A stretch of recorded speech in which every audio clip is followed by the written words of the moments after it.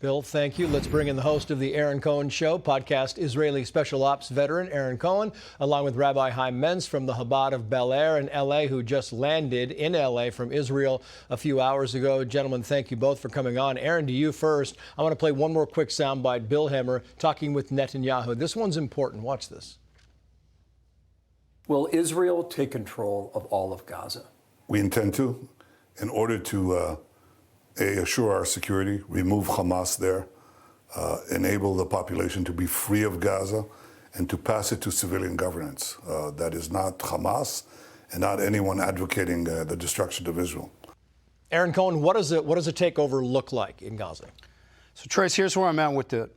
Without the hostages, Hamas is a broken terror organization waiting to be destroyed. You take away the hostages, there's nothing left. And here's what I think Prime Minister Netanyahu is signaling right now.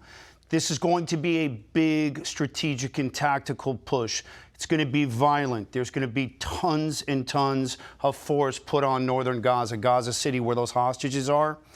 Really what it comes down to, in my opinion, is pressure creates fresh intelligence. The moment the intelligence starts to roll again, the 20 hostages that Bibi just referred to, Israel needs to get in there and grab every one of them via the Amam, Seyret Matkal, and start getting those hostages out. But they need intel and they need kinetic boots on the ground. The moment the hostages are extracted, it's game over for Hamas. The cameras are over. Now it's time to hand Gaza over to some Arab leadership and let them start ruling that place. I believe this is about pressure to create diamonds. Rabbi, Netanyahu says you have to get rid of Hamas. He calls them monsters. You just got back. What do you think of this plan?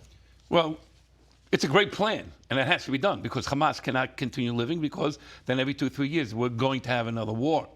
The problem is, if you listen to the last things that he said was, once we clean up everything, we're going to give it over to other people.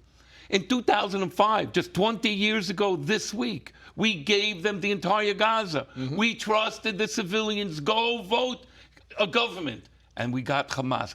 Biggest mistake Israel's ever done. Right. Why can't Israel go all the way? Take it over. And why do I say that? Speaker of the House, Johnson, was right now in Israel. He was on the West Bank.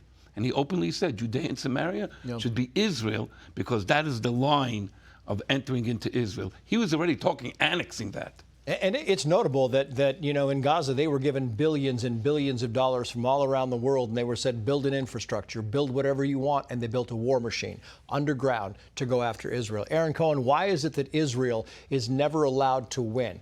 Always got to be declared a draw, and then the fighting starts again in 5 or 6 years or 10 years. Trace, it's a good question. I think that's the international community's way of sort of controlling Israel. They want them strong enough to be able to defend themselves, but weak enough to not be able to get too strong in the region. But my real answer is Israel has won every time. Have a look at what happened. You come in, you kill 1,200 of our civilians, you rape, you pillage, you film it, you stick it online, you broadcast it live.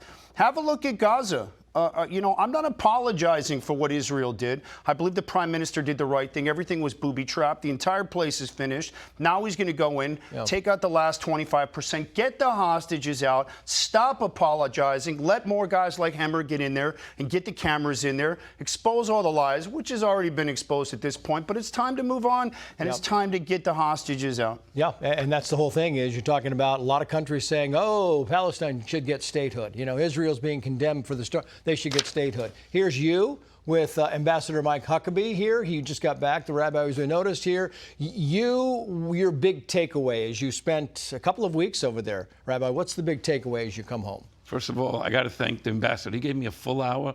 We discussed many things. Some things he asked great questions. And we were discussing it. One of the things he said was, if you really, really love your children, you don't want them killed. In Berlin, there were bunkers. In England, there was bunkers to hide people from the bombing. He said, there's 500 miles of tunnels down there. Bring your children there. No, you don't want them there. You want them dead. Why? Because it makes Israel look bad. He has so many ideas on how to bring this to an end. One of the things he did say to me is, Qatar is the key element here. I want to tell you about what's going on in Israel. Israel is happening. They're waiting for the tourists to come in.